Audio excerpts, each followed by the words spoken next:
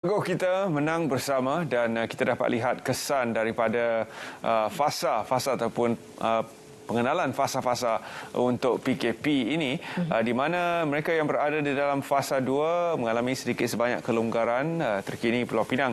Namun di Selangor dan Kuala Lumpur kes adalah masih tinggi dan kita ingin mendapat sedikit pemerhatian daripada MKN sendiri tentang bagaimana pelan pemulihan negara akan diteruskan berdasarkan kepada data yang sedia ada. Dan di talian kita berbicara dengan Bahagia Datuk Rozi Mat Saad, Timbalan Ketua Pengarah untuk Majlis Keselamatan Negara. Datuk, terima kasih kerana sudi meluangkan masa bersama kami pagi ini. Di Pulau Pinang ramai yang tersenyum dengan peralihan ke fasa 2 ini. Tapi untuk pengenalannya, Datuk, mungkin Datuk boleh jelaskan kepada para penonton sekali lagi apa antara faktor-faktor yang diambil kira untuk membolehkan sesebuah negeri itu dibawa daripada fasa 1 ke fasa 2. Terima kasih kepada Terence dan Zaleha. Antara faktor yang sangat penting iaitu terdapat 3 faktor yang menjadi perkara utama dalam penentuan negara untuk beralih dari satu fasa ke satu fasa. 3 perkara utama ini yang kita kenali sebagai nilai ambang ialah jumlah kes purata mingguan, jumlah kes purata harian harian bagi setiap negeri dan juga kebangsaan. Tetapi kita lihat untuk kadar kebangsaan ialah apabila kes ini berada pada paras 4,000 ke atas, maka fasa 1 akan dilaksanakan. Dan bila mana kes ini menurun di bawah 4,000, iaitu ia berada di aras 2,000 ke 3,999. Ini di fasa kedua. Dan bila mana kes turun daripada 2,000, iaitu berada antara 500 ke 1,999, ini di fasa 3. Dan bila kes menurun di bawah daripada 500, kita akan memasuki fasa 4. Jadi penentuan pertama ialah berdasarkan nilai ambang kadar kes harian secara purata dalam tempoh seminggu. Ini untuk perkara di peringkat kebangsaan. Tetapi kita sekarang meneliti kes-kes ini mengikut negeri. Adalah tidak adil jika kita nak melihat secara keseluruhan, sedangkan terdapat kes di negeri-negeri yang telah mula turun, umpamanya di Perlis, di Pulau Pinang, kemudian kita dapati 3 lagi negeri di Kelantan, Terengganu dan Pahang.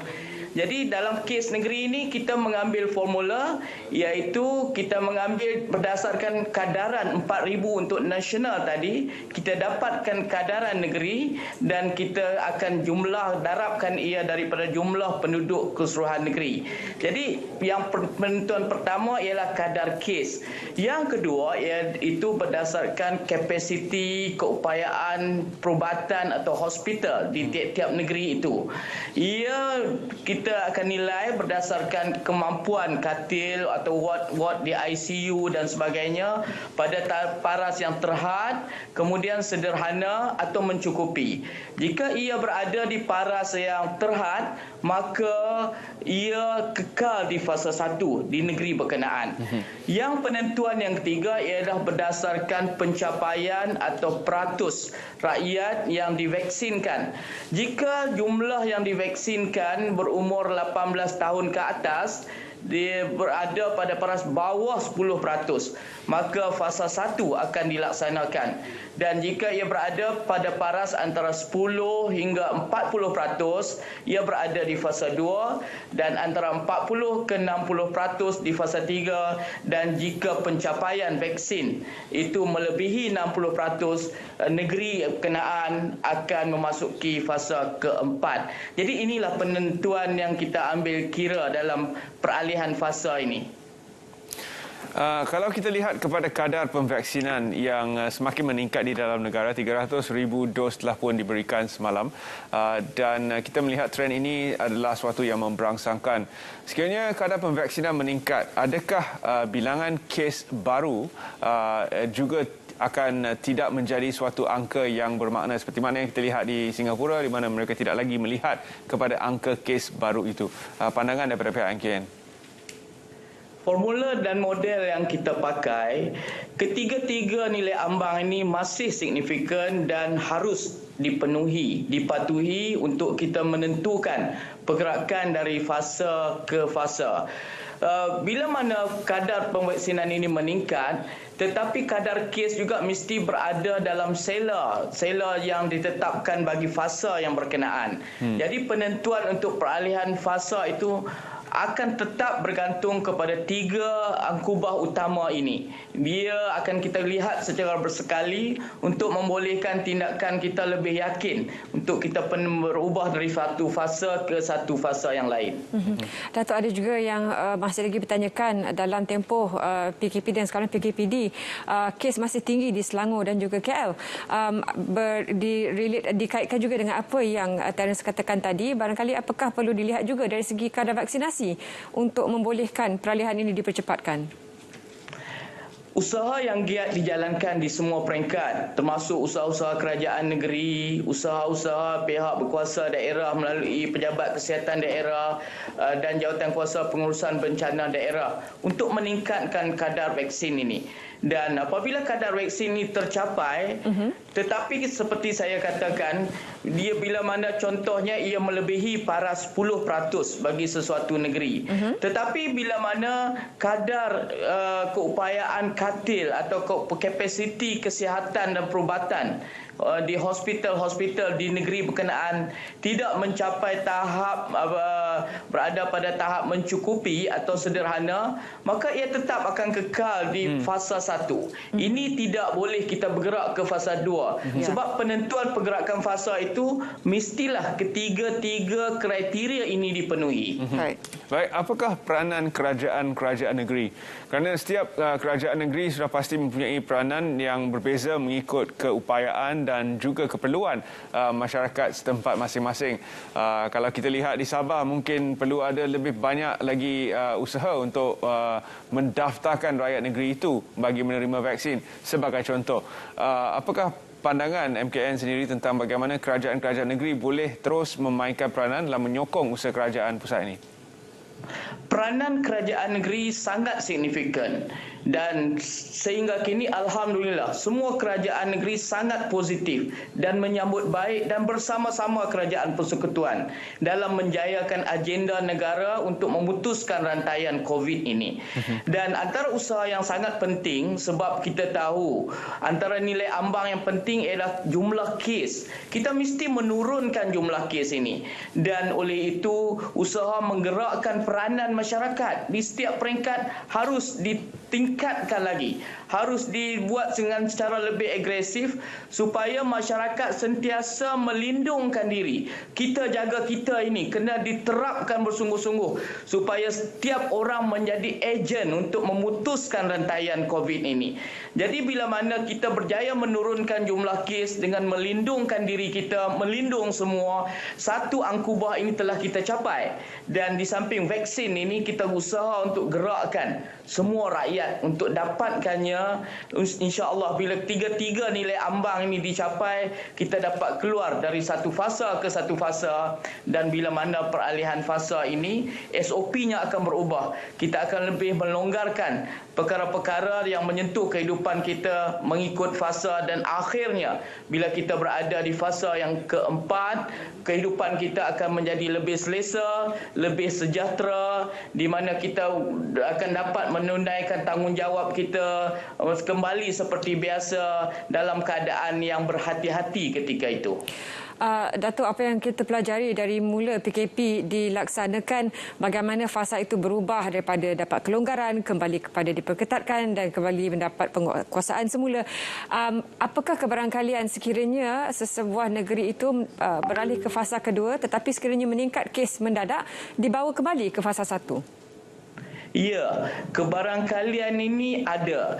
Apabila sesuatu negeri itu berada di fasa 2, kita dapati, tetapi apabila negeri ini tidak mengawal sikap masyarakatnya yang mungkin tidak begitu menekankan mengenai penjagaan kesihatan ini, tidak mementingkan pematuhan SOP, angka jumlah kes harian ini meningkat untuk negeri itu.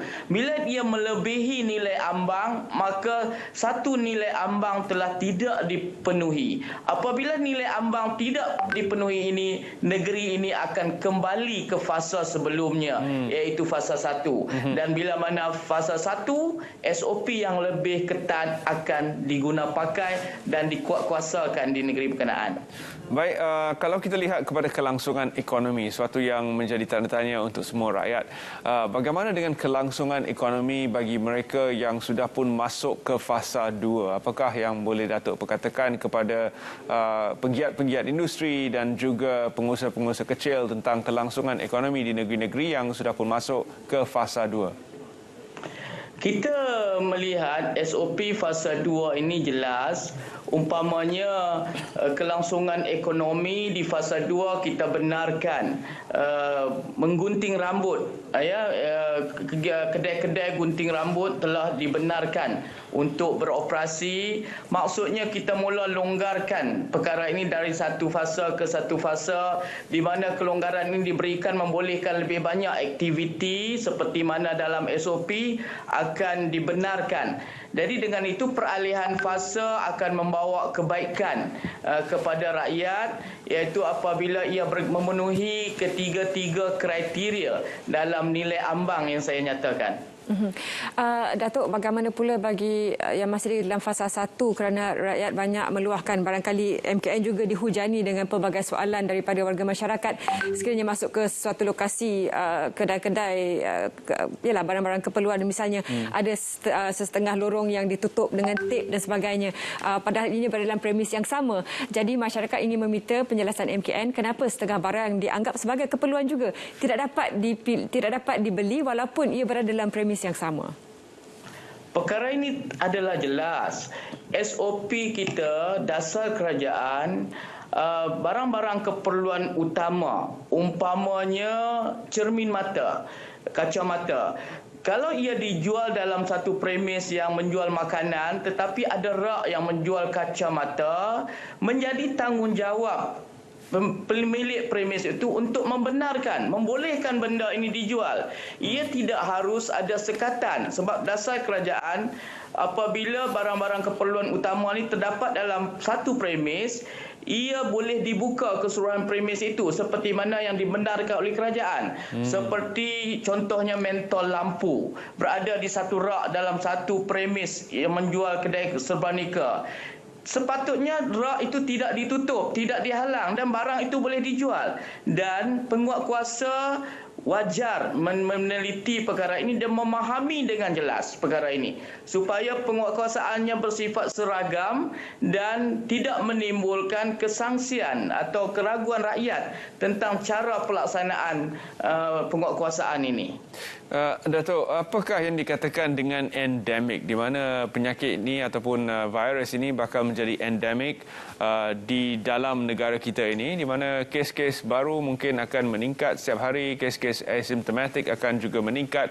Namun dengan kadar penvaksinan yang tinggi, kita mampu menangani isu ini. Jadi apakah MKN dengan memandang ke hadapan dapat melihat satu senario endemik, dan apakah pula SOP yang dirancang untuk senario seumpama itu? Kita bekerja sebagai satu pasukan kerajaan di mana semua agensi kerajaan bersatu dalam satu kesatuan, satu kefahaman, satu tindakan. Namun agensi pakar atau competent authority dalam perkara ini berkait kesihatan ialah Kementerian Kesihatan Malaysia. Jadi Kementerian Kesihatan Malaysia dari semasa ke semasa sentiasa meneliti, melihat kebarangkalian pada masa hadapan dan akan berbincang bersama seluruh agensi kembali dalam jawatankuasa teknikal pengurusan COVID ini yang kita laksanakan setiap hari, dan di situ kita menentukan dasar dan hala tuju termasuk keperluan penyediaan SOP bergantung kepada nasihat dan unjuran yang dibuat oleh Kementerian Kesihatan Malaysia. Dan juga sarana Datuk bagi mereka yang berada di negeri-negeri yang telah pun beralih ke fasa 2, apa antara yang perlu mereka lakukan untuk memastikan peralihan ke fasa seterusnya juga dapat dipercepatkan? Okey. Pertama, tentulah kita bersyukur di negeri-negeri seperti Kelantan, Terengganu, Pahang, Perlis dan juga Pulau Pinang telah memasuki fasa 2. Adalah menjadi tanggungjawab dan cita-cita semua untuk bergerak ke arah yang lebih selesa, iaitu fasa 3. Dengan itu, jumlah kes ini perlu diturunkan lagi, dan ia mesti dengan kemahuan dan komitmen seluruh rakyat negeri itu. Jadi seluruh rakyat patut menyambut seruan ini, bersama-sama berusaha mencegah penularan COVID ini, dan apabila jumlahnya menurun, tentulah keupayaan hospital akan naik, keupayaan perubatan akan naik, dan apabila jumlah vaksin meningkat melebihi 40%, maka negeri itu akan beralih ke fasa 3. Dan di fasa 3, pergerakan rentas daerah, aktiviti dine-in dibenarkan yang menunjukkan kehidupan ni ke arah yang lebih selesa. Jadi menjadi tanggungjawab semua penduduk di setiap negeri sekarang berusaha untuk memindahkan negeri mereka ke fasa yang lebih baik. Baik, terima kasih Datuk kerana sudi bersama kami dan memberi penerangan tentang peralihan fasa dan juga peringkat yang seterusnya yang kita semua inginkan, iaitu fasa keempat nanti. Terima kasih kita ucapkan sekali lagi. Terima kasih. Kita jumpa lagi. Kalau kita lihat kepada negara-negara seperti United Kingdom, Israel juga sebagai contoh antara negara yang mempunyai kadar pemvaksinan yang agak tinggi. Namun kini dengan penularan varian baru, kes-kes baru terus meningkat kembali. Namun apa yang disebutkan oleh Datuk tadi, kita melihat 3 pun boleh ubah. Kes baru, keupayaan sistem perubatan dan juga kadar pemvaksinan. Jadi sekiranya 2 daripada pemboleh ubah ini positif, iaitu keupayaan perubatan dan juga kadar pemvaksinan tinggi, maka walaupun kes meningkat, kita masih berada dalam keadaan yang selamat. Sekembalinya nanti